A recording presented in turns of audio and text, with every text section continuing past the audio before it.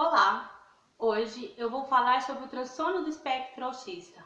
Lembrando que eu não sou profissional da área, então tudo que eu trago para vocês nos vídeos são minhas experiências após receber o diagnóstico do meu filho e as informações que eu tenho como mãe de uma criança com transtorno do espectro autista.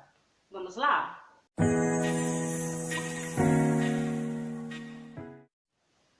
O transtorno do espectro autista já foi chamado apenas de autismo, pois se tinha uma ideia de que era um transtorno único. Com o tempo, os estudos mostraram que era um grupo de características com vários sinais e sintomas diferentes. Então, nós temos muitos autistas no mundo, porém você não vai ver o mesmo comportamento de um também no outro. Por isso que é um espectro, por causa dessa amplitude e variações de sinais e sintomas, que vai do leve ao severo.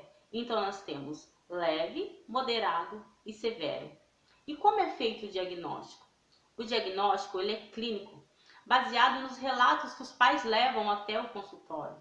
Não existe um exame de sangue ou de imagem que identifique se a criança é autista ou não.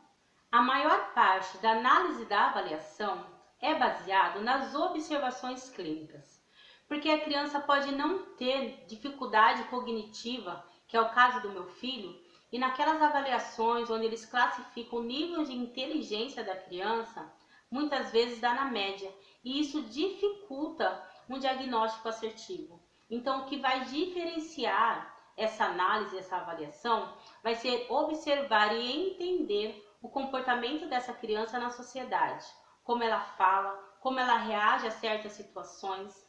Observa-se se ela tem comportamento repetitivo, que pode ser o brincar da mesma forma. Então, por exemplo, se ela pega um carrinho e ao invés dela empurrar o carrinho, ela fica ali por um tempo, girando aquela rodinha, às vezes até enfileirando por cores, um comportamento sempre da mesma forma, como se fosse um ritual. Esse é um dos critérios para a avaliação. Outro são os interesses restritos.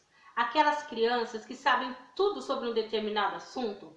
Por exemplo, se ela gosta de carro, ela sabe o ano que foi fabricado, ela sabe o modelo. Se ela gosta de dinossauro, ela sabe tudo sobre dinossauro. O meu filho, por exemplo, que gosta de futebol e sabe todos os anos da Copa, sabe a cor que um certo jogador usou em determinado ano. Aquelas crianças que a gente fala, nossa, ele é extremamente inteligente. Esse pode ser um traço autístico. E esse comportamento nós chamamos de hiperfoco. Esse também é um critério para avaliação. Outro critério é a dificuldade de interação social, que causa um grande impacto nos vínculos familiares e também com outras crianças. E é essa avaliação que vai diferenciar o transtorno do espectro autista com outro transtorno do desenvolvimento. Uma criança que não percebe quando está sendo inconveniente, eu brinco que a gente passa cada carão, eles falam o que pensam, não são como nós, que fazemos aquele filtro antes de falar. Criança que não tem a iniciativa de pedir para brincar com outra criança, ou então ela não entende expressões faciais quando alguém está triste ou brava com elas. Outro é se teve prejuízo na linguagem, não sendo necessariamente o falar errado ou o atraso de fala. Crianças que você fala com ela e mesmo que você seja claro, ela não entende o que você está falando. Ou então a ecolalia, que é a repetição de frases, aquelas frases que elas ficam falando soltas, sem nenhuma função.